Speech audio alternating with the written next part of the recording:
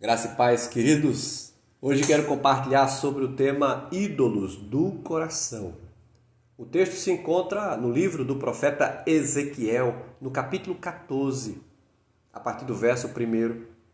Então vieram ter comigo alguns dos anciãos de Israel e se assentaram diante de mim. Veio a mim a palavra do Senhor dizendo: Filho do homem, estes homens levantaram os seus ídolos dentro do seu coração, tropeço para a iniquidade que sempre tem eles dentro de si. Acaso permitirei que eles me interroguem? Queridos, aqui temos um relato daquilo que o profeta fala ao povo acerca da revelação de Deus ao coração do homem. Aqui fala sobre os ídolos que têm sido criados em nossos corações.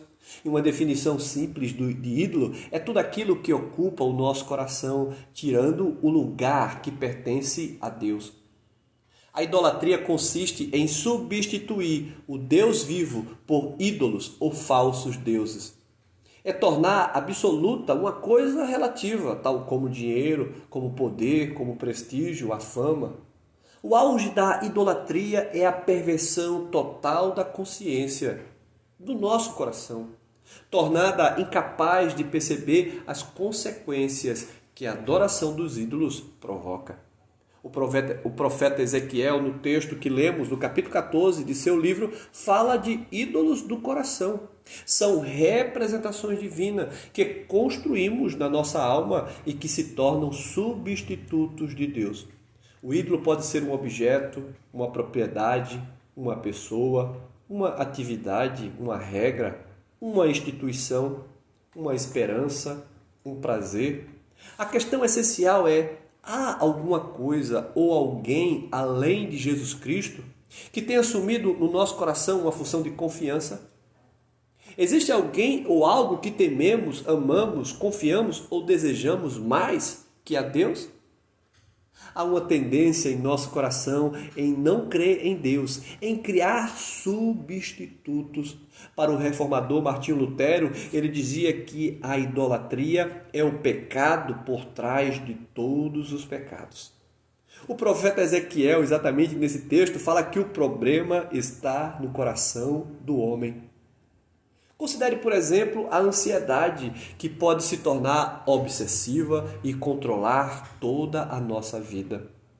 Para Jesus, a ansiedade demonstra que não estamos firmados em Deus. Vejamos o texto de Mateus, no capítulo 6, quando Jesus nos fala: Por isso vos digo, não andeis ansiosos pela vossa vida, quanto ao que haveis de comer ou beber, nem pelo vosso corpo, quanto ao que haveis de vestir. Não é a vida mais do que o alimento e o corpo mais do que as vestes? Observai as aves do céu, não semeiam, não colhem, nem ajuntam em celeiros, contudo vosso Pai Celeste as sustenta. Porventura não valeis vós muito mais do que as aves? Quem confia em ídolos ficará apavorado diante de circunstâncias adversas. Porém, quem confia em Deus pode até saber que os fatos não são nada animadores, mas ainda assim se alegra no Deus de sua salvação. Como nos diz também o profeta Abacuque no capítulo 3, ainda que a figueira não floresça, nem haja fruto na vide, o produto da oliveira minta, e os campos não produzam mantimento. As ovelhas sejam arrebatadas do aprisco, e nos currais não haja gado. Todavia eu me alegro no Senhor, exulto no Deus da minha salvação. Então, amados, eu quero concluir dizendo que precisamos dar a centralidade de tudo o que fazemos a Deus. O grande problema da nossa vida é a dificuldade de que temos em dar a Deus a centralidade de tudo o que fazemos. O texto de Ezequiel é muito claro no capítulo 14. Diz que aquelas pessoas não adoravam a ídolos feitos em barro, mas os ídolos estavam dentro de seus corações. Para negarmos o controle de Deus sobre nossas vidas, escolhemos outras coisas que possam ser substitutos de Deus. Como disse Paulo, eles mudaram a verdade de Deus em mentira, adorando e servindo a criatura no lugar do Criador. Meus irmãos, precisamos confiar em Deus para não deixar que os ídolos tomem conta do nosso coração.